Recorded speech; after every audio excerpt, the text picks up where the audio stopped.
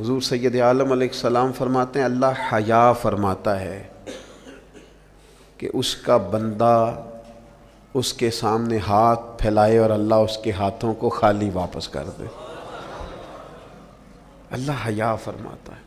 کیا معنی ہے کہ اللہ تبارک و تعالی لحاظ کرتا ہے اس بات کا کہ اس بندے کی امید نہ ٹوٹ جائے، رب کی بارگاہ سے جو اس کی توقع ہے وہ توقع نہ ختم ہو جائے۔ معنی کیا ہوا؟ آپ وزادار رہیں، آپ کے مزاج میں رکھ رکھاؤ ہو۔ بعض لوگ بعض اوقات ایسی بات بول دیتے ہیں، ایسی بات کر دیتے ہیں، اس طرح کی گفتگو ان سے سرزد ہوتی ہے کہ وہ محسوس ہوتا ہے کہ جو اس بندے کی شخصیت ہے نا، جو اس کی پرسنالٹی ہے، اس کے ساتھ وہ بات میچ نہیں ہوئی۔ تجھے تو بہت زیادہ خیال والا ہونا چاہیے، تیرے مزاج کے اندر تو بہت زیادہ وزاداری ہونی چاہیے۔ نبی پاک صلی اللہ تعالیٰ علیہ وسلم نے فرمایا رب حیا کرتا ہے، اور ایک مقام پہ حضور نے فرمایا جب سفید داڑھی والا مسلمان قبر میں جاتا ہے تو اللہ فرشتوں سے فرماتا ہے اسے عذاب نہ دینا، مجھے حیا آتی ہے۔ لیکن اگلے لفظ جو حضور نے بیان فرمائے وہ سمجھنے والے ہیں، فرمایا رب کہتا ہے مجھے حیا آتی ہے، تو بندے کو بھی تو حیا کرنا چاہیے، اس کو بھی حیا کرنا چاہیے کہ کوئی تو موقع ایسا ہو جب میں کوتاہیوں سے بچوں۔ اب اگر میری عمر کے تقاضے بڑھ گئے ہیں تو میرے حلم کے تقاضے بھی بڑھ جائیں، میری وزاداری کے۔ وہ حضرت حافظ سعدی رحمۃ اللہ علیہ نے ایک مقام پہ فرمایا کرنے لگے میں نے 20-22 سال کے بوڑھے بھی دیکھے اور میں نے 80-90 سال کے نوجوان بھی دیکھے۔ حضور یہ کیا بات ہوئی؟ فرمانے لگے عمریں بڑی زیادہ ہو گئی ہیں لیکن اپنے مزاج کے لحاظ سے وزادار بچپنا ہے طبیعت میں، ابھی بھی عادات ایسی ہیں کہ جن میں غور کرنے کی ضرورت۔ اور فرماتے ہیں کچھ لوگ ایسے ہیں کہ عمریں تھوڑی ہیں لیکن انہوں نے اپنے آپ کو سمیٹ لیا ہے، بعض چیزوں پر اپنے اوپر پابندی کر لی ہے، بعض چیزوں کا لحاظ کرتے ہیں، کچھ معاملات سے بڑی ہمت کر کے بچتے ہیں۔ پھر انہوں نے نتیجہ نکالا، کہنے لگے میں اس نتیجے پہ پہنچا ہوں کہ بزرگی عمر کے ساتھ نہیں ہوتی، علم اور حلم کے ساتھ ہوتی ہے۔ علم اور حلم کے ساتھ بزرگی کا تعلق ہے۔ تو اپنی آنے والی نسل کو وزادار کیا جائے، اس کے اندر حیا پیدا کی جائے، انہیں اس بات کا لحاظ دیا جائے کہ آپ مذاق کریں لیکن اس کی بھی تو حد ہو نا۔ آپ یقین کریں بعض لوگ دادا کے ساتھ شغل کر رہے ہوتے ہیں، اپنے دادا کے ساتھ اس کا مذاق بنا رکھا، معاذ اللہ، اپنے والدین کے بارے میں باتیں کر کے وہ ہنس رہے ہوتے ہیں، اور کئی دفعہ والدین سپورٹ کر رہے ہوتے ہیں، کہتے ہیں یہ بڑا اس کا مذاق والا مزاج ہے، مجھے بھی معاف نہیں کرتا۔ تو آپ اسے کیا بنا رہے ہیں؟ جب یہاں بھی اس کا پردہ قائم نہیں ہے تو پھر اس کا پردہ کہاں قائم ہوگا؟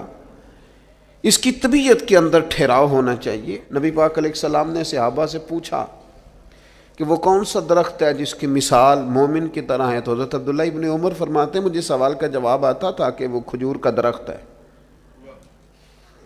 لیکن چونکہ حضرت عمر بیٹھے تھے میرے والد، چونکہ حضرت صدیق اکبر بیٹھے تھے، چونکہ حضرت عثمان غنی بیٹھے تھے، چونکہ علم و حکمت کے تاجور مولا علی بیٹھے تھے، مجھے جواب آتا تھا۔ لیکن حضرت عبداللہ ابن عمر فرماتے ہیں حیا مانے تھی، حیا نے مجھے منع کیا کہ اتنے بزرگ بیٹھے ہوں اور تو جواب دیتا پھرے۔ ہمارے مفسرین کرام نے یہاں لکھا ہے کہ اساتذہ اور مشائخ کی موجودگی میں علم بتانا بھی منع ہے۔ آپ کے بڑے بیٹھے ہوں آپ تقریر کرنے سے بھی لحاظ کریں، آپ وہاں کوئی مسئلہ نہیں بیان کریں۔ یہاں تو بڑے معاملات اور ہو جاتے ہیں۔ ہمیں اپنے بزرگوں کے سامنے ایک خاص وزاداری وہ بندے کو خوبصورت کرتی ہے۔ حضرت عباس حضور کے چچا ہیں، ان کے بیٹے جناب عبداللہ ابن عباس فرماتے ہیں میرے والد سے کسی نے پوچھا تھا آپ بڑے ہیں کہ نبی پاک؟ تو بڑی سادی سی بات ہے، چچا بڑا ہی ہوتا ہے عمر میں، آپ بڑے ہیں کہ نبی پاک؟ تو یہ وزاداری ہے، یہ کمال وزاداری ہے۔ یہ ان لوگوں کا طریقہ ہے جو بڑے رسیلے سجیلے، جو بڑے خوبصورت لوگ ہوتے ہیں، جن کے لہجوں سے لفظ نہیں شہد ٹپکتا ہے۔ حضرت عباس رضی اللہ تعالیٰ عنہ فرمانے لگے کیا کہا تم نے؟ میں بڑا ہوں کہ حضور؟ فرمانے لگے بڑے تو حضور ہی ہیں، پیدا پہلے میں ہوا تھا، ولادت پہلے میری ہوئی تھی، بڑے بہرحال وہی ہیں۔ یہ جو خوبصورتیاں ہیں یہ جو آپ کے مزاج کے اندر خوبصورتی ہے، یہ جو لہجے کے اندر حسن ہے، یہ ایک بڑا ضروری کام ہے۔ بہت سارے لوگ دینی لوگوں سے مسئلہ پوچھنے آتے ہیں، لیکن ان میں 60% لوگ وہ ہوتے ہیں جو مسئلہ پوچھنے نہیں آتے، مفتی صاحب کو مسئلہ بتانے آتے ہیں۔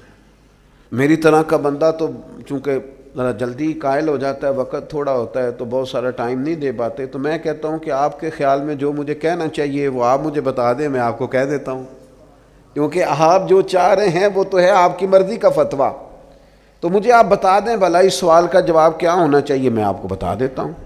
لیکن اگر آپ مجھ سے پوچھنے آئے ہیں تو پھر آپ حوصلہ کریں، پھر دین جو بات کہتا ہے وہ مجھے بیان کرنے دیں، پھر مرضی کا فتویٰ حاصل نہ کریں، پھر ذرا رکیں۔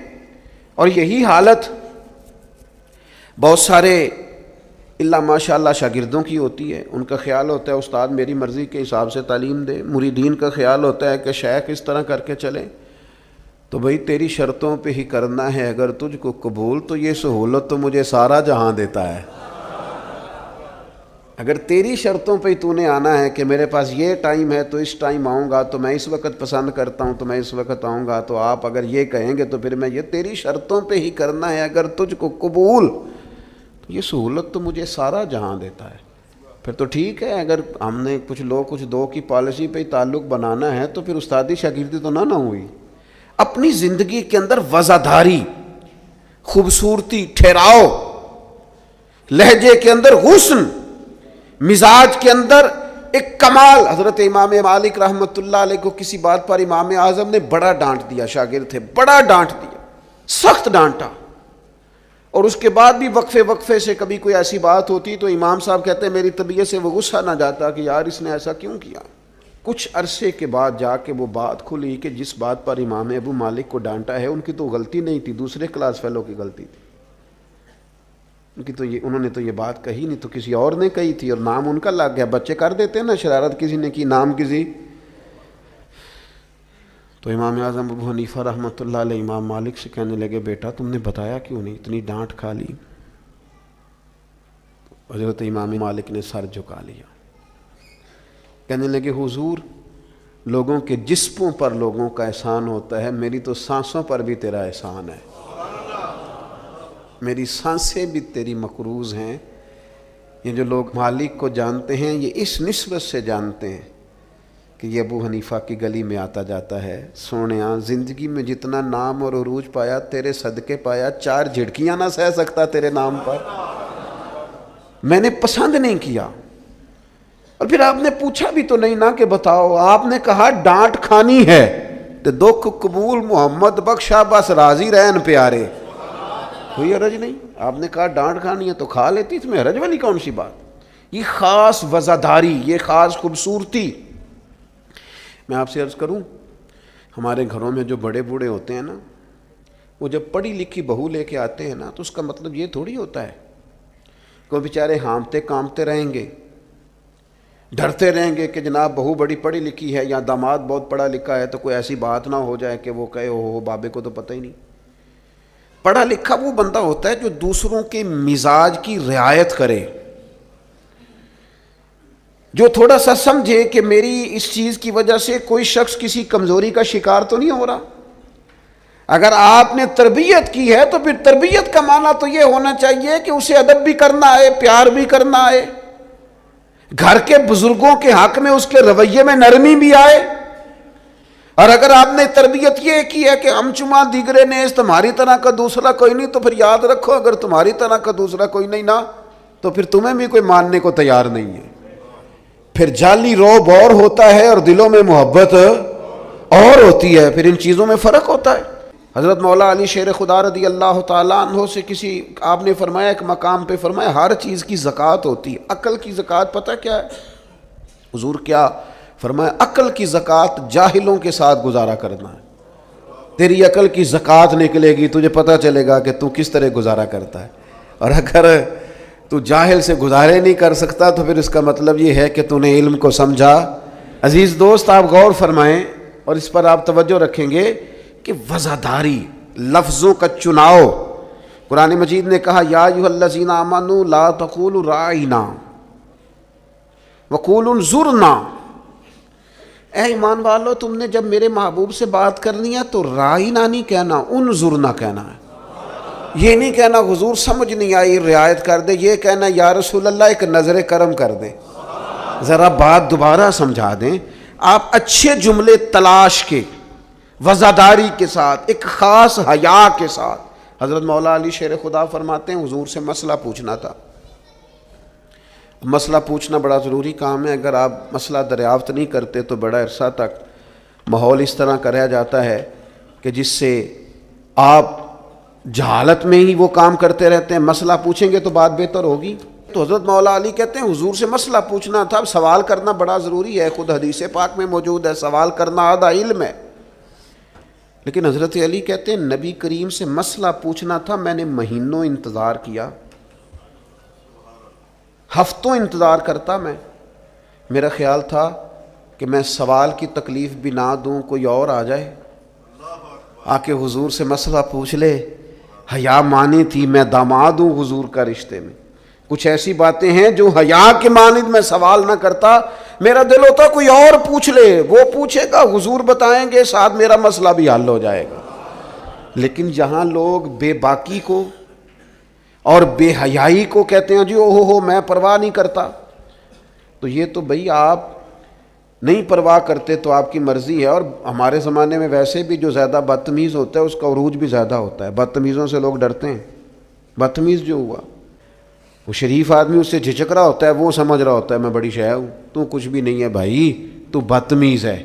اور کچھ لوگ گاند سے اس لیے بچتے ہیں کہ اس میں روڑا پھینکا تو چھینٹے پڑیں گے، پھر کپڑے بدلنے پڑیں گے، نہانا پڑے گا، اس لیے لوگ بچ کے گزرتے ہیں. اور تیرا خیال ہے کہ تجھ سے بڑا لوگ ڈرتے ہیں.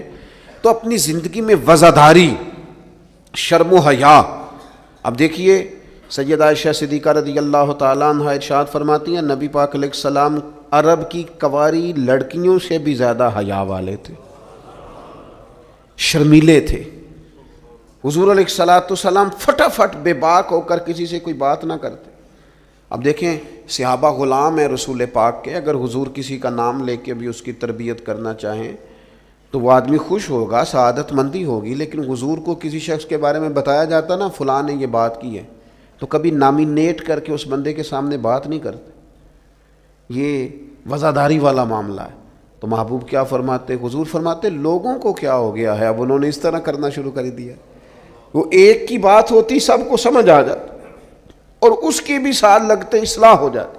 اپنی مزاج سے اپنی وزاداری کو ختم نہیں کریں، اپنے لہجے کو ختم نہ کریں. رسول پاک صلی اللہ تعالی علیہ وسلم نے فرمایا حیا خیر ہی خیر ہے، حیا سراپا خیر ہے.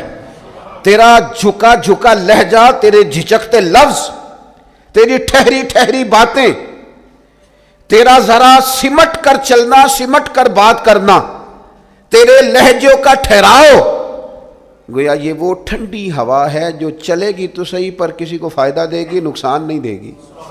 لیکن اگر تیرا خیال طوفان بننے کا ہے پھر ایسا نہ ہو کہ درخت بھی ٹوٹیں، رستے بھی بند ہوں، عمارتیں بھی گریں. حضور نے فرمایا حیا خیر ہی خیر ہے، حیا جہاں آتی ہے خیر لاتی. نبی پاک صلی اللہ تعالی علیہ وآلہ وسلم ایک جگہ سے گزرے، یہ بخاری میں موجود ہے. تو ایک شخص اپنے بھائی کو سمجھا رہا تھا، اسے کہہ رہا تھا یار تو بڑا ہی شرمیلا ہے، اس طرح بھی کوئی کام ہوتا ہے؟ تیری شرم و حیا کی وجہ سے بڑے مسائل بنتے. بھائی بھائی کو ڈانٹ رہا تھا کہ تو اس قدر زیادہ جھجکتا ہے، شرمیلا ہے کہ بڑے ہمارے مسائل خراب ہو گئے تیری جھجک کی وجہ سے. تو حضور قریب سے گزرے تو یہ میرے کریم کا انداز دیکھیے. حضور فرمانے لگے اسے کچھ نہ کہہ، اسے چھوڑ دے، اس لیے کہ حیا تو ایمان کا حصہ ہے، حیا تو ایمان کا حصہ ہے. اور ایک حدیث میں حضور نے فرمایا 70 سے زیادہ شاخیں ہیں ایمان کی، اور حیا بھی ایمان کا حصہ ہے. آپ وزادار رہیں، آپ میں خوبصورتی رہے گی. آپ تھوڑا سا انتظار میں رہیں، آپ تھوڑا سا رکیں. آپ کوئی اپنے مزاج کے اندر کوئی ایسا چھچورا پن پیدا نہیں کریں جس سے آپ کی طبیعت، آپ کا لہجہ، آپ کا انداز، آپ یقین کریں سنجیدہ لوگ تو حجروں میں چلے گئے. ایک بہت بزرگ تھے، عالم بھی تھے، تو کچھ سیاسی سوجھ بوجھ اچھی رکھتے تھے. میری ان سے ملاقات ہوئی تو میں نے ان سے کہا کہ صاحب آپ کو تو بڑا اچھا سیاستدان سمجھا جاتا تھا، تو کیا ہوا آپ چھوڑ گئے؟ کہنے لگے موجودہ سیاست سے وضعداری رخصت ہو گئی ہے، لہذا ہم نے بھی ارادہ کیا ہے کہ اب یہ دامن بچانے والا کام ہے، لہذا قبل از وقت بھرا میلہ چھوڑ دینے کا ارادہ کیا ہے، اب یہ ماحول ہمارے والا نہیں رہا، دامن بچانے کا ارادہ کیا ہے کہ اس میں وضعداری نہیں۔ میرے عزیز، کبھی بھی اپنے مزاج سے، اپنے مرتبے سے، اپنے وقار سے نیچے اتر کر کبھی کوئی بات نہ کریں، کبھی کوئی کاروبار نہ کریں، کبھی کوئی لین دین نہ کریں۔ آپ اپنی وضعداری، اپنا حسن، اپنے ایمان اور تقوی کے ثمرات کی حفاظت کریں، کسی جگہ کوئی کمزوری نہیں دکھائیں۔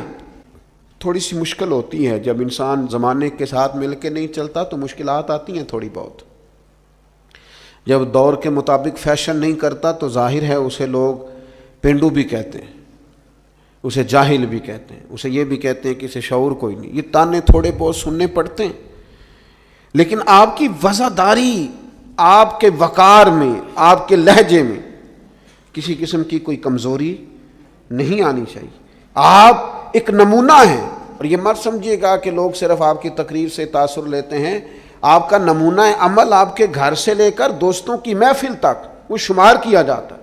آپ بڑی خوبصورتی کے ساتھ، حضرت غوث اعظم رضی اللہ تعالیٰ عنہ 2000 دینار کا جوڑا پہن کے جمعے کا خطبہ دیتے تھے، 2000 دینار کا جوڑا۔ تو آپ کی اہلیہ نے ایک دن کہا کہ حضرت کئی دفعہ ایسے ہوتا ہے کہ صبح کا کھانا گھر میں ہوتا ہے اور شام کا نہیں ہوتا، لیکن آپ جب ممبر کی طرف بڑھتے ہیں تو آپ کا لباس اتنا شاہانہ ہوتا ہے کہ لوگ سمجھتے ہیں پتہ نہیں ہم کتنے کو مالدار ہیں۔ تو حضرت فرمانے لگے یہی تو میں چاہتا ہوں، میں نہیں چاہتا کہ میں پھٹے کپڑے پہن کے رکھوں اور لوگ جاتی دفعہ میرے ہاتھوں میں نذرانہ تھما کے جائیں کہ یہ رکھ لیں، لباس لے لیجئے گا۔ فرمایا اس طرح کا لباس پہنیں گے، اس طرح کی وضعداری اختیار کریں گے کہ جدھر سے گزریں گے لوگ سمجھیں گے کہ اللہ نے دینداروں کو بڑا بے نیاز بنایا ہوا ہے۔ ہم اپنی وضعداری کے اندر کیوں کوئی کمزوری لائیں؟ اپنے مزاج کے اندر آپ یقین کریں، حضرت سعدی شیرازی قرضہ پکڑ کے مہمان نوازی کرتے تھے، قرضے پکڑ کے لوگوں کو کھانا کھلانا، اس لیے کہ وضعداری قائم رہے اور کسی جگہ کسی کمزوری کا اظہار نہیں کرنا تاکہ کسی کو پتہ نہ چل جائے، کوئی یہ نہ سمجھے کہ دین کے نام پہ آئے ہیں تو بار بار یہاں سے سوال ہو رہا ہے۔ تو یہ حیا ہے، یہ خوبصورتی ہے، یہ مزاج کا حسن ہے۔ رسول رحمت صلی اللہ تعالی علیہ وآلہ وسلم نے ہمیں ایک اور حیا کرنے کا بھی کہا ہے، اس پر بھی حضور نے ہماری توجہ دلائی۔ وہ حیا کیا ہے؟ وہ ہے اپنے رب سے حیا کرنا، اپنے مالک سے حیا کرنا۔ جب ہم لوگوں کے بیچ ہوتے ہیں تو لوگوں سے حیا کرتے ہیں۔ حضرت عثمان غنی رضی اللہ تعالیٰ عنہ غسل خانے کی 4 دیواری کے اندر بھی غسل کرتے تھے تو تہمت باندھ کے۔ تو گھر والوں نے، یہ کسی نے پوچھا کہ حضور غسل خانہ چاروں جانب سے بند ہے اور اس کے اوپر چھت ہے اور آپ اس میں غسل کر رہے ہیں تو پھر بھی آپ تہمت کے ساتھ، اور بڑا سمٹ کے اور بڑا کونے میں بیٹھ کے۔ تو آپ فرمانے لگے جب لوگوں کے بیچ ہوتا ہوں تو لوگوں سے حیا کرتا ہوں، جب تنہا ہوتا ہوں تو رب سے حیا کرتا ہوں۔ حضرت امام اعظم ابو حنیفہ گھر کی 4 دیواری میں بھی ننگے سر نہیں بیٹھتے تھے، ٹانگیں پھیلا کے نہیں بیٹھتے تھے، فرماتے تھے سوتے وقت یہ کام کروں گا، میں گھر میں بھی وہ لہجہ اختیار نہیں کرنا چاہتا، اس لیے کہ میں اس رب کا ماننے والا ہوں جو حی و قیوم ہے، جو ہر جگہ دیکھتا ہے۔ رب سے بھی حیا۔ اور آپ کو پتہ ہے ہمارے صوفیاء نے فرمایا ہے کہ سب سے زیادہ اللہ سے وہ بندہ حیا کرتا ہے جو اپنے خیالات پر کنٹرول کرتا ہے، اپنے جذبات پر کنٹرول کرتا ہے، جو وسوسوں کو نہیں آنے دیتا، جو اپنی طبیعت میں کوشش کرتا ہے کہ اچھے خیالات ہی رہیں، وسوسے آئیں تو جھٹک دیے جائیں۔ اس لیے کہ وہ نبی پاک علیہ السلام کا جو فرمان موجود ہے نا کہ رب نہ تمہاری جیبیں دیکھتا ہے نہ صورتیں دیکھتا ہے، وہ جب دیکھتا ہے تمہارا دل دیکھتا ہے۔ تو وہ حیا کرتے ہیں کہ دل میں کوئی ایسا خیال آئے جو غلط ہو، برا ہو، گندا ہو، چونکہ مالک نے دیکھنا ہے، وہ اس لیے خانہ دل کو صاف رکھتے ہیں۔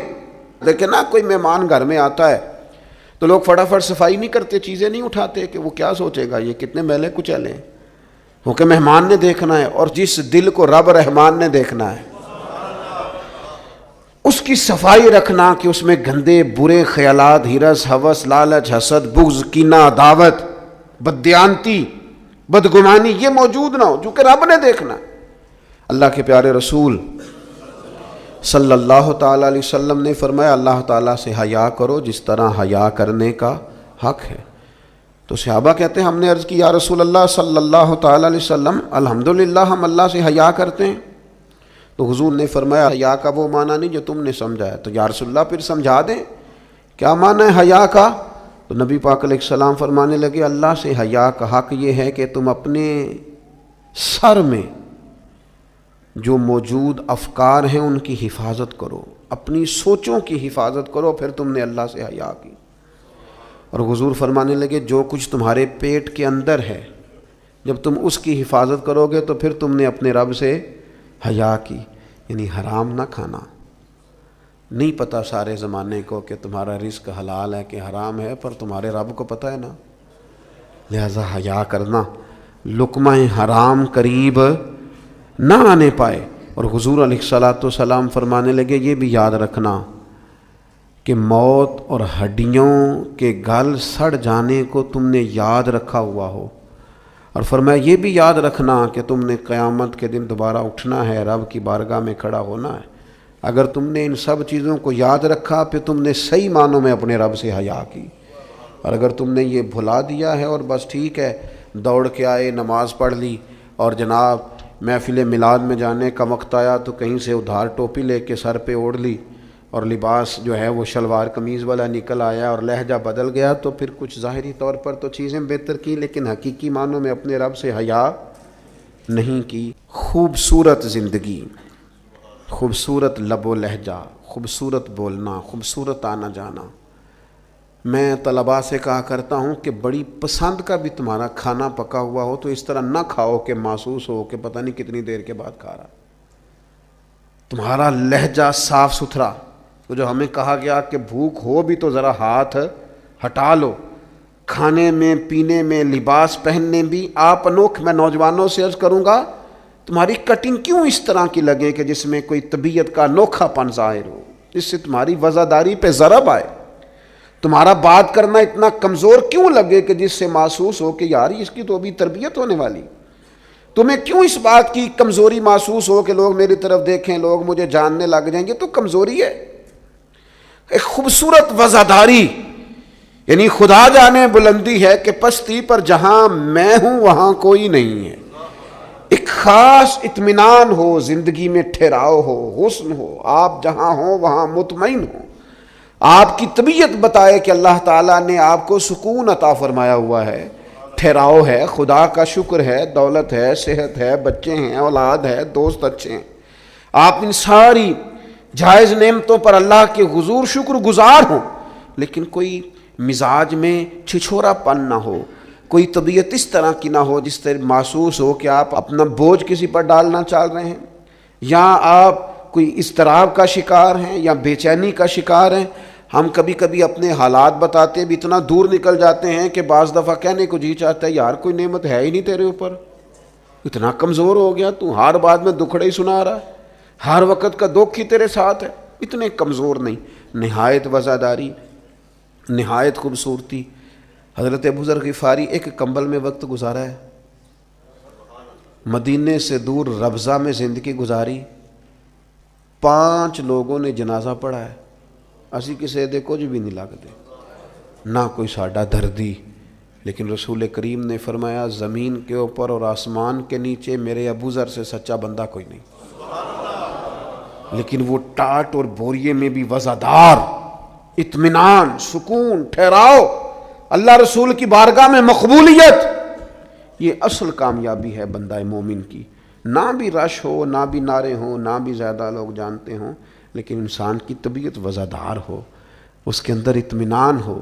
اور کچھ لوگ اتنے مطمئن ہوتے ہیں، ان کی زندگی میں اللہ رسول پر بھروسہ اتنا مضبوط ہو جاتا ہے، ان لوگوں کی زندگیوں کے اندر صبر اور شکر اتنا غالب ہوتا ہے ان کے لہجے کے اندر ٹھہراؤ اتنا زیادہ ہوتا ہے کہ ان سے مل کر جینے کو جی چاہتا ہے، ان سے ملاقات کر کے انسان کو زندگی گزارنے کا لطف آنے لگتا ہے، یعنی جن سے مل کر زندگی سے پیار ہو جائے وہ لوگ آپ نے شاید نہ دیکھے ہوں مگر ایسے بھی ہیں، جن سے مل کر زندگی سے پیار ہو جائے، انسان کو ٹھہراؤ نصیب ہو، کرم نصیب ہو، ہوتے ہیں ایسے لوگ۔ اس لیے ایسے لوگوں کے پاس بیٹھیں، ایسے لوگوں کی صحبت اختیار کریں، ایسے لوگوں کی بات سنیں۔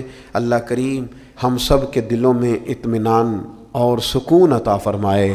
معتدل چلنے والے لوگ جو ہوتے ہیں ان کا بیلنس ہمیشہ ٹھیک رہتا ہے، ان بیلنس نہیں ہوتے، تو معتدل زندگی گزاریں، اعتدال پسند بنیں، چیزوں میں شدت نہ لائیں۔ نبی پاک علیہ الصلوۃ والسلام نے فرمایا دین میں بھی غلو نہ کرو، فرمایا تم سے پہلے لوگ غلو کی وجہ سے ہلاک ہو گئے۔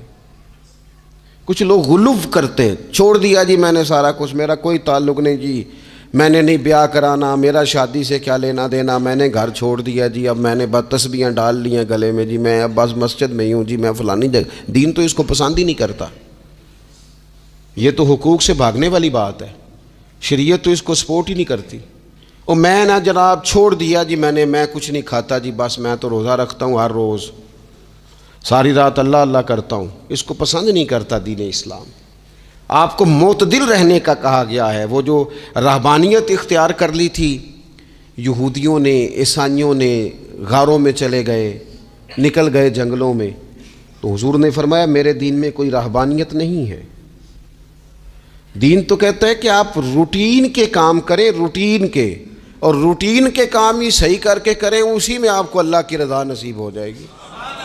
لیکن حضور نے فرمایا جو محنت کر کے روزی کمانے والا اللہ کا دوست ہے، سچا تاجر جو ہوگا اسے اللہ قیامت کے دن نبیوں کے ساتھ جگہ عطا فرمائے گا۔ تو نبی پاک علیہ الصلوۃ والسلام نے تو سپورٹ کر دی، فرمایا جو تو کام کر رہا ہے یہی کرتے کرتے تجھے اللہ کا قرب نصیب ہو جائے، اسی کو صحیح کر کے کر۔ نبی پاک علیہ الصلوۃ والسلام کے گھر میں 3 صحابہ کرام علیہم رضوان تشریف لے گئے۔ انہوں نے جا کے نبی پاک علیہ الصلوۃ والسلام کی عبادت کا حال پوچھا۔ چند صحابہ گئے تو ازواج مطہرات نے ارشاد فرمایا کہ محبوب گھر تشریف لاتے ہیں، کچھ وقت آرام کرتے ہیں، کچھ وقت ہمیں دیتے ہیں، کچھ وقت عبادت میں گزارتے ہیں۔ اب وہ تو گئے تھے جا کے یہ معلومات کریں گے اوہو کہ سرور کائنات تو ساری رات اپنے رب کو یاد کرتے۔ ہمارے ہاں بھی لوگ پیری مریدی کے سلسلے میں جب کہیں جاتے ہیں تو ان کا خیال ہوتا ہے کہ جو پیر صاحب ہوتے ہیں نا جی، نہ وہ روٹی کھائیں، نہ ان کے ہاتھ میں موبائل نظر آئے، نہ وہ ہنسیں، نہ انہوں نے اچھے کپڑے پہنے ہوئے ہوں، بالکل ایک فقیر آدمی، اور جب بھی ہم جائیں نا وہ تھوڑی، اور لوگ کرتے بھی ہیں یہ کام اللہ ماشاء اللہ، لوگوں کو دکھانے کے لیے وقتی طور پر بعض جگہوں پہ یہ سلسلہ ہوتا بھی ہے، لیکن یہ وہ نارمل زندگی نہیں جو ہمیں رسول پاک نے سکھائی ہے، یہ وہ دین نہیں کہ آپ بالکل کٹ گئے اور آپ حیرت انگیز بات کر رہے ہیں اور آپ جناب بالکل دنیا کا آپ سے کوئی تعلق ہی نہیں ہے۔ یہ تو رہبانیت ہے اور اسلام اس کو قبول نہیں کرتا۔ وہ صحابہ کرام علیہم رضوان نے نبی پاک علیہ السلام کے احوال شریفہ سنے تو وہ کہنے لگے کہ نبی پاک کے صدقے تو اللہ اگلے پچھلوں کو معاف کرے گا، حضور تو محبوب ہیں۔ یہ سن کے اب انہوں نے اپنے دل میں جو ارادہ کیا، کہنے لگے محبوب تو وراء الورا ہیں، لیکن ہم چونکہ گناہگار لوگ ہیں، عام آدمی ہیں، ہم اس طرح کریں گے کہ ہم ساری رات اللہ کی عبادت کریں گے۔ حضور تو محبوب ہے نا، چلو کچھ دیر آرام بھی کرتے ہیں، ہم ساری رات عبادت کریں۔ ایک نے کہا کہ بھائی میں تو ہر روز روزہ رکھا کروں گا نفلی۔ تیسرے نے کہا میں شادی نہیں کروں گا، میں ایسے ہی وقت گزاروں گا، تجرد کی زندگی گزاروں گا۔ رسول پاک علیہ السلام کو جب اس بات کی خبر پہنچی تو پتہ حضور نے تبصرہ کیا قربان جائیں، کیا انداز ہے گفتگو کا۔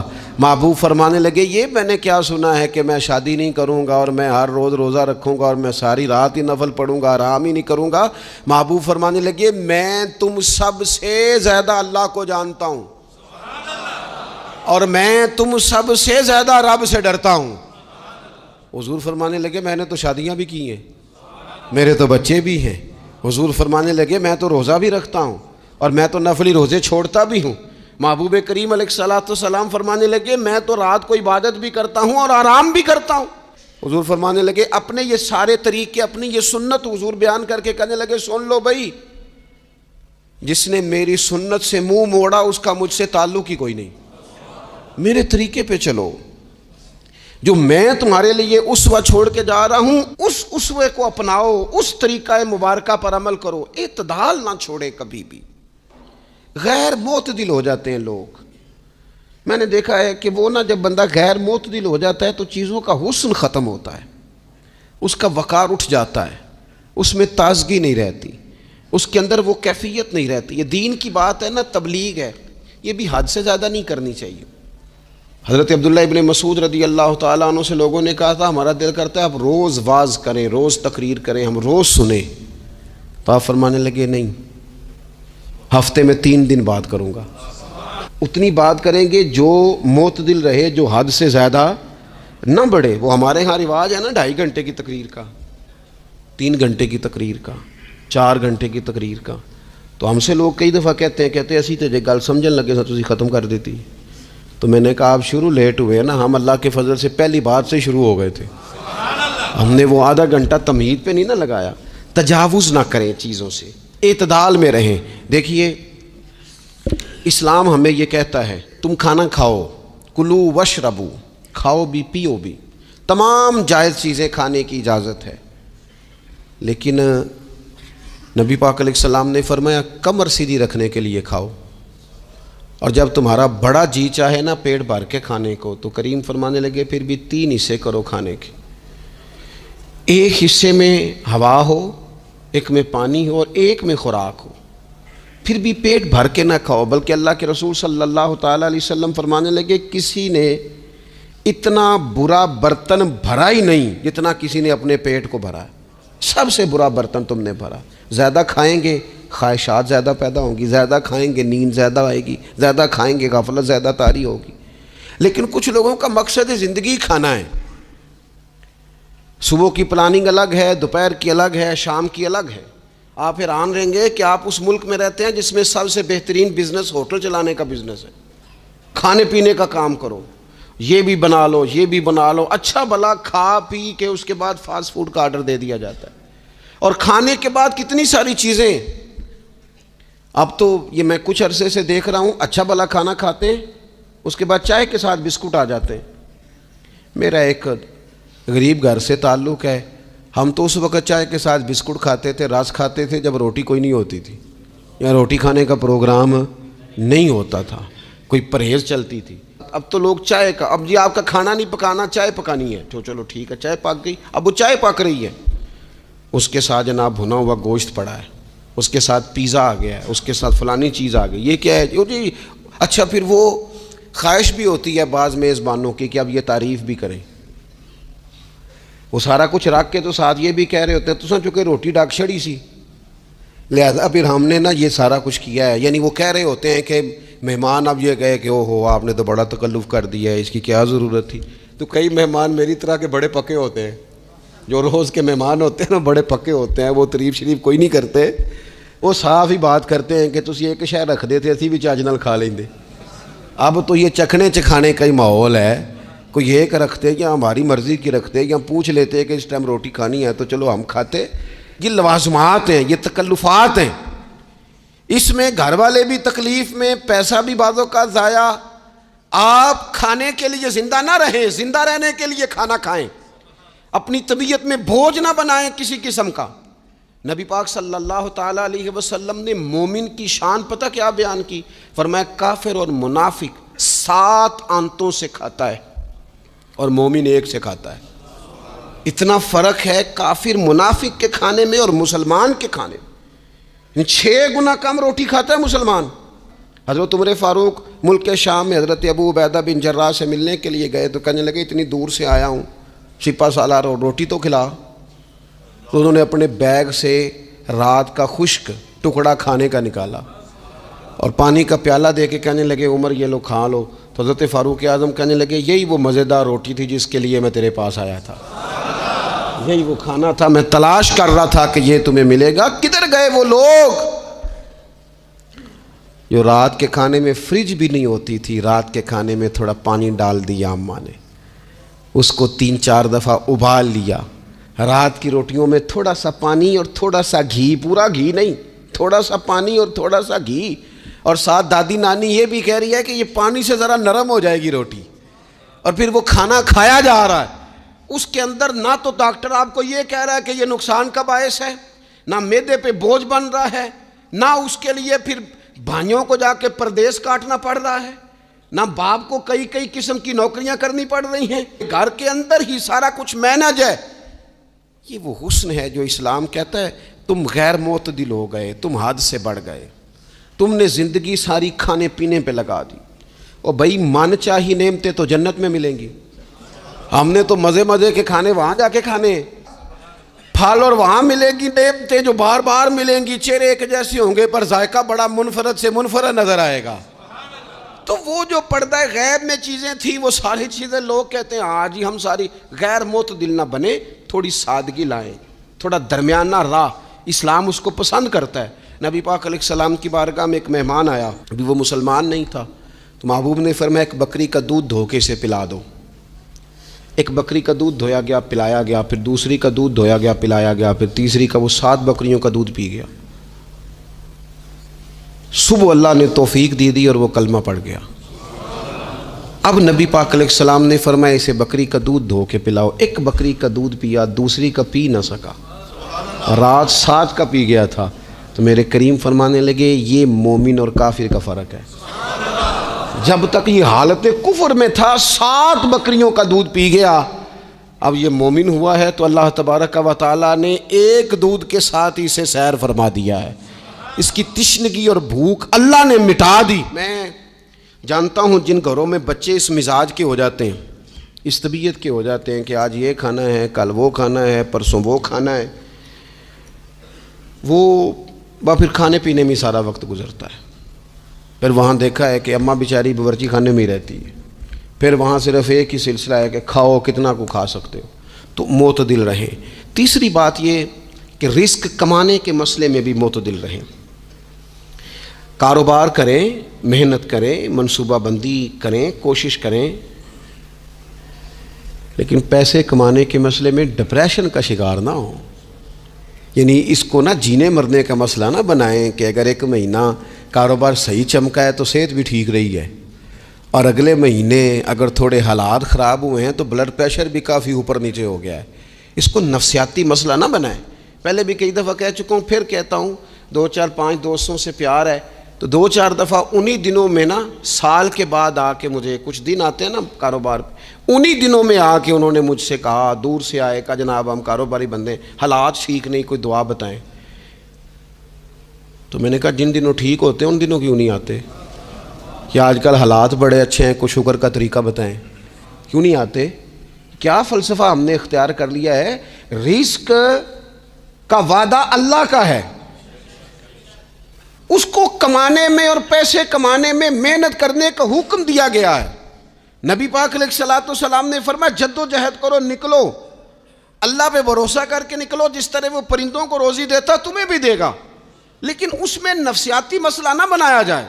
حضور علیہ الصلوۃ والسلام نے نا ایک جملے کے اندر اس مضمون کو اتنے حسین انداز میں سمیٹا ہے نا کہ مسلمان، یہ ابن ماجہ میں موجود ہے، مسلمان اگر ان 2 جملوں کو کبھی سمجھ جائے نا تو سکون آ جائے زندگی میں، اطمینان نصیب ہو جائے، تیقن کی دولت ملے۔ حضور فرمانے لگے رزق کمانے کے معاملے میں معتدل رہنا، کوئی بندہ اتنی دیر تک مرے گا نہیں جب تک اس کے حصے کا رزق اسے مل نہ جائے۔ اتنی دیر تک بندہ دنیا سے نہیں جائے گا، تیرا حصہ تیرے تک پہنچے گا۔ کبھی بھی بے آبرو ہو کے رزق کمانے کے چکر میں نہ پڑے، کبھی بھی ذہن پہ سوار نہ کر لیں کہ میرا کام نہیں چل رہا۔ وہ میں تھوڑی دیر پہلے عرض کر رہا تھا کہ ایک بزرگ نے نا 2 کنجوس لوگوں کو پہلے بلایا، کنجوس آدمی تھے اللہ ماشاء اللہ، تو ان کے سامنے کھانا رکھا، کھانا بڑا بہترین اعلیٰ کوالٹی کا، لیکن ان سے کہا کہ جناب ہم نے نا ایک سبق لینا ہے آپ سے، تو کھانا تو آپ کو ملے گا اور آپ کی مرضی کا پکایا ہے، پر کھانے کا طریقہ ہمارا ہے۔ انہوں نے کیا کیا، یہاں سے رکھ کے نا ان کے ہاتھ باندھ دیے۔ وہ پرانے زمانے میں جو جرہ ہوتے تھے، بازو ٹوٹ جاتا تھا تو باندھ دیتے نا لکڑیاں رکھ کے، تو لکڑیاں رکھ کے نا ہاتھ باندھ دیے تاکہ یہ جوڑ موڑ نہ سکے، تو یہاں سے ہاتھ باندھ دیے کہ روٹی کھاؤ۔ کنجوس بندے تھے۔ اب انہوں نے لقمہ اٹھایا، ہاتھ بندھا ہوا، اور یہاں سے لے جا کے جب منہ میں پھینکا، وہ کپڑے بھی سارے الجھ گئے، حال بھی خراب ہو گیا، پر کھایا انہوں نے مزہ لے کے پورا۔ وہ بڑی بری حالت ہو گئی، وہ کنجوس تھے دونوں کو دسترخوان پہ روٹی کھائی جا رہی۔ اب ان دونوں کو سمجھانے کے لیے کہا کہ اب ہم تمہیں دو اور لوگوں سے بھی ملواتے ہیں۔ اب دو وہ بندے بلائے جو دل کے سخی تھے، جو رزق کے معاملے میں اس کا زیادہ حریص نہیں تھے، ان کی بھوک جو تھی وہ کہیں دور تک دکھائی نہیں دے رہی تھی۔ انہوں نے کہا جناب ادھر آئیں، آپ دونوں بھی۔ ان کے بھی ہاتھ باندھ دیے گئے، کہا آپ نے روٹی کھانی ہے، آپ نفیس لوگ ہیں، ناراض نہ ہوئیے گا، سخی بندے ہیں، پر کھانا آپ نے کھانا ہے، اور ہماری مجبوری ہے، ہم نے آپ کے ہاتھ باندھ کے روٹی دینی ہے آپ کو۔ وہ دو بندے بھی آمنے سامنے بٹھا دیے گئے، کھانا چن دیا گیا، ہاتھ یہاں سے باندھ دیے گئے، لیکن وہ سخی تھے۔ انہوں نے کہا جناب کوئی مسئلہ نہیں، اللہ تعالیٰ توفیق دے گا۔ انہوں نے کیا کیا، وہ لقمہ لگاتے اور ایک دوسرے کے منہ میں ڈالنا شروع کر دیتے۔ کھانا بھی کھا لیا، کپڑے بھی بچ گئے، نفاست بھی قائم رہ گئی، اور کسی قسم کی کوئی پریشانی آئی تو غیر معتدل طریقہ بندے کو رسوا کر دیتا ہے۔ وہ مال کمانے تو نکلتا ہے لیکن وہ کمزور ہو جاتا ہے، اس کا مزاج اور طرح کا ہو جاتا ہے۔ میں نے دیکھا ہے، وہ جناب ساری دنیا چھٹی پہ ہے، لیکن اس نے کہا چلو آج میں دکان کھول لیتا ہوں، گاہک کہیں بھی نہیں آئے گا تو چلو سارے آج مجھے مل جائیں گے۔ ایسا نہیں ہوتا، رزق اللہ نے تقسیم فرمایا ہے، اور جس کا ہے وہ اس تک پہنچ جاتا ہے۔ تو غیر معتدل طریقہ اور رسوائی والا طریقہ کبھی بھی اختیار۔ اسی طرح کا معاملہ سخاوت میں ہے۔ نبی پاک علیہ الصلوۃ والسلام نے فرمایا کہ جب صبح دن چڑھتا ہے تو فرشتے دعا کرتے ہیں، کہتے ہیں یا اللہ سخی کو زیادہ عطا فرما، اسے زیادہ دے۔ حضور فرماتے ہیں جو سخی ہوتا ہے نا، یہ لوگوں کے بھی قریب ہوتا ہے، اللہ تعالیٰ کے بھی قریب ہوتا ہے، اور جنت کے بھی قریب ہوتا ہے۔ اور یہ جو کنجوس ہوتا ہے، یہ لوگوں سے بھی دور ہوتا ہے، اللہ تعالیٰ سے بھی دور ہو جاتا ہے، جنت سے بھی دور ہو جاتا ہے۔ سخاوت بڑی اعلیٰ چیز ہے، لیکن اس میں بھی معتدل رہنے کا کہا گیا ہے۔ معتدل، کچھ لوگ ایسے ہیں جو سخی نہیں ہوتے، یہ میں کوشش کروں گا تشریح آپ کے ذہن کے مطابق کر لوں۔ سخی مزاجن سخی، لیکن اگر کبھی چڑ جائے نا، وہ جتنے مرضی پیسے لے لو ان سے، مزاج میں سخاوت نہیں۔ لیکن اگر طبیعت ہے اس طرح کی کہ اگر ان کا ذہن آ گیا نا، کبھی کہیں کسی نے تعریف کر دی ہے، پوری خوشامد اس نے کر لی ہے، تو پھر تو جناب ساری جیب بھی آپ خالی کرا دے۔ یہ مزاج کی سخاوت نہیں ہے، یہ تو آپ کی طبیعت کا وہ ابال ہے کہ اگر کسی بندے کو پتہ چل گیا ہے کہ کس طرح کر کے آپ قابو آتے ہیں تو پھر وہ روز استعمال کرے گا۔ اور یہ ہوتا ہے، یہ ماحول ہوتا ہے۔ میں چونکہ مذہبی ماحول سے تعلق رکھتا ہوں، میں نے خود یہ دیکھا ہے کہ کوئی شخص اگر اس نے زیادہ بڑا منہ کھول کے لوگوں سے مانگنا شروع کر لیا ہے تو پھر تو جناب بڑی بات ہے، مہنگا آدمی۔ اور اگر کوئی اپنی وزاداری قائم رکھتا ہے، خوشامد نہیں کر سکتا، اس کی طبیعت نہیں ہے کہ وہ 20-50 لوگوں کی خوشامد کرے، 10 کو حاجی صاحب کہے، 20 کو عاشق رسول کہے، اور 30-35 کو کہے جناب بڑی بات ہے، ہم نے تو بڑا دیکھا ہے، آپ تو بڑے بہترین لوگ ہیں۔ تو پھر جناب وہ اگر یہ کام اسے کرنا آتا ہے تو پھر اس کا مطلب ہے اسے دہاڑی بھی اچھی لگانی آتی، پھر اس کی آواز کا بھی زیادہ سریلا ہونا ضروری نہیں۔ پھر اللہ تعالیٰ معاف فرمائے، پھر بس ٹھیک ہے، اب میں کیا اس پر تبصرہ کروں، پھر تو ہم دیکھ رہے ہوتے ہیں جس کو وہ عاشق رسول کہہ رہے ہوتے ہیں نا۔ اور ایسی خطرناک، میرے سامنے ایک نعت خیک صاحب سے کہنے لگا، نعت حضور کی پڑھی جا رہی ہے۔ کبھی شعراء ایک کام کرتے تھے، وہ کہتے تھے شعر تیری نظر ہے، وہ غزل کا شعر ہے یا کوئی ایسا شعر ہے، لیکن ایک شعر ہے نعت کا، اس میں تو حضور کی تعریف ہے۔ نبی پاک کی تعریف کا شعر کسی بندے کی نظر کیسے ہو سکتا ہے جب اس میں ذکر ہی رسول پاک کا ہے؟ تو وہ نعت خان صاحب کہنے لگے، بندہ سامنے بیٹھا ہے، تھوڑا بہت میں بھی اسے جانتا ہی تھا، تو اسے کہنے لگے حاجی صاحب یہ شعر تو آڑی نظر ہے۔ میں نے آخیا تو مہربانی کر، یہ نظر کوئی اور شے کر لیا، یہ تو نعت ہے حضور کی، یہ نبی پاک کے لیے ہی رہنے دے، اس کی نظر تو نے کر دی ہے۔ تو نالے میں کیا ہے حاجی جنی دیر تک پیچھے بیٹھا سی اونی دیر تو نظر کیتی نہیں، ان دتھیاں لے کے سامنے آئے تھے تو نظر نیاز شروع کر لی۔ نہ کریں یہ کام، اس سے کوفت پہ۔ اور آپ یقین کریں، میں ذمہ داری سے کہتا ہوں، یہ کام کرنے والا بھی تنگ ہوتا ہے، اور جس کے لیے کر رہا ہوتا ہے پتہ اسے بھی سارا ہی ہوتا ہے کہ چکر کیا چل رہا ہے، سب پتہ ہوتا ہے۔ تو اس تکلف میں جب انسان کام کرتا ہے تو کہاں تک بات جاتی۔ سخاوت کریں لیکن چڑھ کر کوئی کام نہ کریں۔ تو میرے عزیز، زندگی میں خرچ کرنے میں بھی اعتدال کا مظاہرہ کریں۔ مجھے پتہ ہے اچھی طرح کہ ہمارے ہاں ایک مزاج بن جاتا ہے، طبیعت بن جاتی ہے کہ اگر کسی شخص کو آپ تھوڑی سی مدد کرتے ہیں تو وہ سمجھتا ہے کہ اگر اس نے مجھے 20,000 دیا ہے تو یقیناً اس کے گھر میں 50 لاکھ پڑا ہے، وہ پھر اگلے ہفتے دوبارہ آتا ہے، ایک نئی مجبوری کا بھی اظہار کرتا ہے۔ یہ ساری چیزیں ہوتی ہیں، ان چیزوں کے بیچ ہی آپ کو نیکی کرنی ہے، لیکن افراط و تفریط سے بچنا ہے۔ اسی طرح کا معاملہ اپنی زندگی کے دیگر معاملات میں کریں۔ نبی پاک علیہ الصلوۃ والسلام نے نا سادگی کو پسند کیا ہے، حضور سادگی کو پسند کرتے، کھانے کے معاملے میں بھی اور کپڑوں کے معاملے میں بھی، لیکن اچھا لباس پہننے کی اجازت دیتے۔ حضور علیہ الصلوۃ والسلام نے ایک موقع پر ارشاد فرمایا کہ اگر کسی بندے کے پاس گنجائش ہے تو اسے اجازت ہے کہ 2 جوڑے کپڑوں کے کام کاج کے لیے رکھ لے، 2 جوڑے جمعے کے لیے رکھ لے۔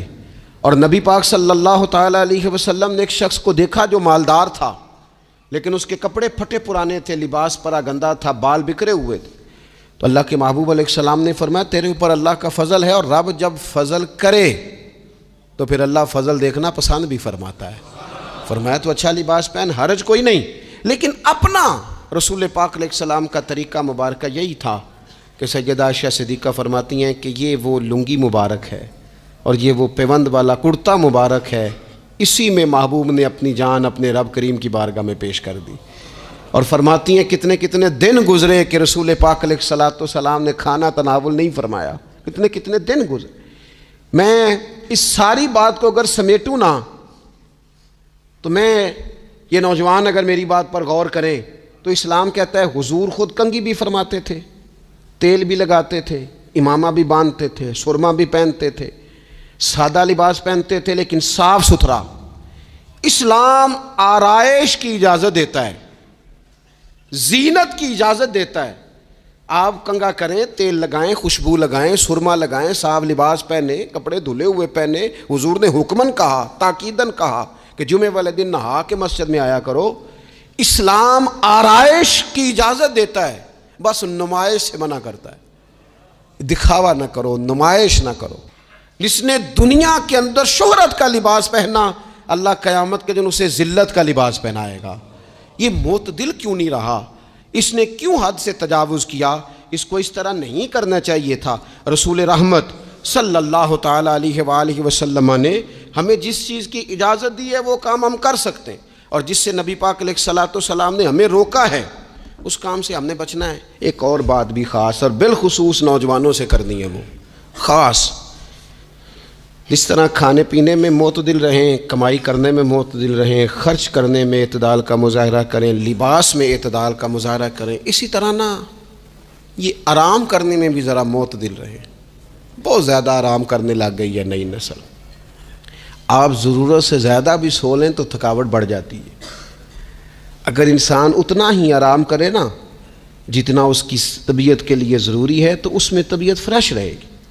لیکن اگر آپ کہیں، وہ ایک دوست ہیں ہمارے، تو ان کو جب تک کوئی اٹھائے نہ تو اٹھتے نہیں، تو گھر والوں نے ایک دن ارادہ کیا کہ آج صبح نہیں اٹھانا، دیکھتے ہیں کتنے بجے اٹھتا ہے۔ ماشاءاللہ شادی شدہ ہیں، بچے ہیں، تو کہنے لگے جی پھر اللہ کے فضل سے میں 2 بجے خود ہی اٹھ گیا تھا۔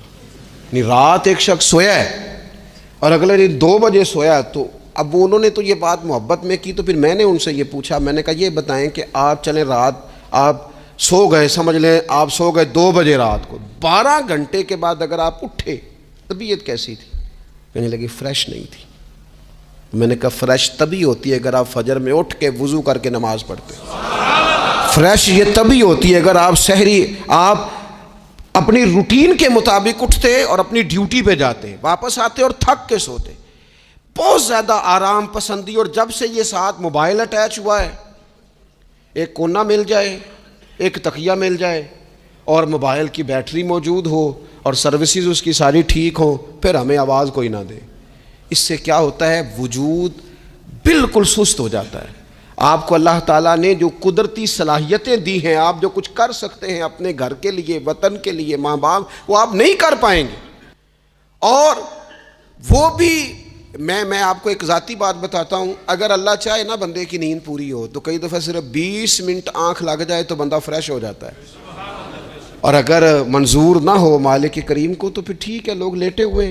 اللہ کے پیارے رسول صلی اللہ تعالیٰ علیہ وسلم نا بہت زیادہ آرام طلبی کو پسند نہیں کرتے، مسلسل جد و جہد، گھر آئے کچھ دیر آرام کیا، نماز شروع کر لی، حضور تہجد میں اٹھ گئے، پھر حضور فجر میں اٹھ گئے، دوپہر میں تھوڑا سا آرام فرماتے تاکہ رات کو بیدار رہنا آسان ہو، لیکن بہت آرام پسندی۔ نبی پاک صلی اللہ تعالیٰ علیہ وسلم نے حضرت معاذ ابن جبل رضی اللہ تعالیٰ عنہ کو یمن کا گورنر بنا کے بھیجا تو نصیحت فرمائی تھی۔ حضور علیہ السلام نے فرمایا تھا تمہیں گورنر بنا کے بھیج رہا ہوں، عیش کوشی سے بچنا۔ حضور فرمانے لگے اللہ کے بندے آرام طلب نہیں ہوتے، رب کے بندے تو محنت کرنے والے ہوتے ہیں، جد و جہد، وہاں جا کے عیش کوشی سے بچنا۔ یہ مسند امام احمد بن حنبل میں موجود ہے۔ یہ جو آرام ہے نا، ہمیں بلائے کوئی نہ، آواز کوئی نہ دے، مرضی سے اب تو چھٹی ہے جی، اب تو میں نے سویرے اٹھنا ہی نہیں، او بھائی ڈھیر سارے کام ہیں جو چھٹی والے دن کرنے کے، ڈھیر ساری ذمہ داریاں ہیں جو چھٹی والے دن پوری کرنے کی۔ اپنی زندگی سے، اپنے وجود سے کچھ نفع لیں، ایسا نہ ہو کہ یہ بیکار ہو جائے۔ لیکن اگر زندگی صرف اور صرف کھانے پینے میں، لباس پہننے میں اور باتیں کرنے میں لگ جائے تو پھر تو آپ بیکار ہو جائیں گے۔ پھر تو محسوس ہوگا کہ جیسے انسان نہ خوابوں کی دنیا میں زندہ ہے، باتوں کے ساتھ اپنے دل کو مطمئن کرتا ہے۔ اس نے اچھا لباس پہن لیا ہے، بس آئینے میں اپنے آپ کو دیکھ کے خوش ہوتا رہتا ہے، طرح طرح کے کھانے منگاتا رہتا ہے، بس زبان کے ذائقے پورا کرتا رہتا ہے۔ امام طبرانی حدیث لائے ہیں، رسول پاک صلی اللہ تعالیٰ علیہ وسلم نے فرمایا میری امت میں ایسے لوگ آئیں گے جو رنگ برنگے کھانے کھائیں گے، انواع و اقسام کے مشروبات استعمال کریں گے، طرح طرح کی زیب و زینت کریں گے اور منہ پھاڑ پھاڑ کے باتیں کریں گے، منہ کھول کھول کے گفتگو کریں گے۔ حضور نے پتہ کیا فرمایا؟ فرمایا یہ میری امت کے بدترین لوگ ہیں، یہ بدترین لوگ ہیں جن کا مقصود ہی صرف لباس پہننا ہے، مقصود ہی صرف کھانے کھانا ہے، مقصود ہی منہ کھول کھول کے باتیں کرنی ہے۔ ان لذات میں جو لوگ پوری طرح الجھ گئے، کوئی خیر کا کام ہی نہ کر سکے، کوئی مقصد زندگی کی طرف ہی نہ بڑھ سکے، یہ بدترین لوگ ہیں۔ عزیز دوستو، ان تین چیزوں میں ڈھیر سارے لوگ، اللہ تعالیٰ معاف کرے اللہ ماشاء اللہ، اللہ سب کو محفوظ رکھے، اپنی زندگی کو ضائع کرتے دکھائی دیتے ہیں۔ یا تو کھانے پینے کا شوق ہے، یا لباس کی زیب و زینت کی طرف توجہ ہے، یا بس نشستن گفتن برخاستن بیٹھے ہیں اور باتیں کی ہیں اور اٹھے اور اتنی باتیں کی ہیں، اتنی باتیں کی ہیں، اس میں بھی کوئی اعتدال نہیں۔ بہت زیادہ بولنے سے وقار چلا جاتا ہے، بہت زیادہ باتیں کرنے سے باتوں کا حسن ضائع ہوتا ہے، بہت زیادہ بولنے والے کے جملے قیمتی نہیں رہتے، بہت زیادہ باتیں کرنے والا آدمی بے وزن اور بے وقت ہونے لگتا ہے، بغیر مانگے مشورہ دینے والے لوگوں کے مشوروں کو لوگ ردی کی ٹوکری جاننے لگتے ہیں۔ اپنی زندگی کو اگر وزادار اور باوقار بنانا چاہتے ہیں تو ذرا لباس میں بھی سادگی ہو، اللہ کی ہر نعمت خوش دلی سے استعمال کی جائے، سادہ کھانا بھی ملے تو رب کی عطا سمجھ کے رغبت کے ساتھ، شوق کے ساتھ اسے استعمال کیا جائے۔ مجلس میں بیٹھا جائے تو سیکھنے کی کوشش کی جائے، دوسروں کی باتوں کو سنا جائے۔ اللہ تعالیٰ نے نا کان دو دیے ہیں، زبان ایک دی ہے، معنی کیا ہے؟ ڈبل سننا چاہیے اور سنگل بولنا چاہیے، دو گنا سنیں اور اس سے آدھی گفتگو کریں۔ اور ہمارے حضرت تو فرمایا کرتے تھے اپنے جملوں کو چھوٹا کرو، جو بات تھوڑے جملوں میں کہی جا سکتی ہے اسے لمبے جملوں میں نہ کہو۔ ہر بات کی وضاحت کرنا اور ہر بات کا پس منظر بیان کرنا اور بات کو اتنا لمبا کر دینا کہ اصل بات ہی اس میں سے رہ جائے، بیچ میں سے مدعا ہی ختم ہو جائے، آنے کا مقصد ہی کسی کو سمجھ میں نہ آئے، اس سے بھی انسان اعتدال کا رستہ چھوڑتا ہے۔ تو فرمایا ولا تعتدوا، حد سے نہ بڑھو، ان اللہ لا يحب المعتدین، اللہ حد سے بڑھنے والوں کو پسند نہیں کرتا۔ اللہ تبارک و تعالی ہمیں دین کا جو حسن ہے اعتدال پہ رہنا، اس پہ ہمیشہ قائم رکھے۔